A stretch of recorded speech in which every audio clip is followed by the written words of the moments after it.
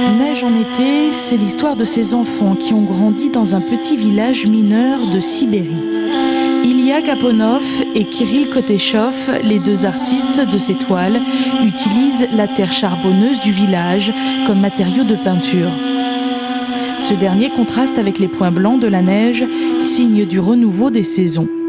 À côté de la nostalgie, l'histoire russe trouve aussi sa place dans ses œuvres contemporaines. Le sujet des icônes, c'est quelque chose qui est vraiment intégré dans la tradition populaire russe et qui pourtant a été complètement gommé pendant 70 ans de communisme et qu'aujourd'hui ils reprennent. Ils les reprennent en se réappropriant finalement cet univers. Cette exposition donne l'occasion à ces jeunes artistes russes de s'exporter à l'étranger. C'est assez compliqué de débuter en peinture en Russie.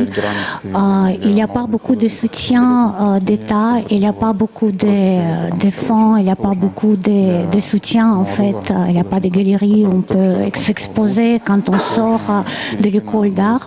Donc c'est un combat et au niveau économique c'est pas évident. Par contre ici on était remarqué à Moscou et puis s'il y a des galeries qui sont assez connues qui nous suivent, après ça devient plus facile.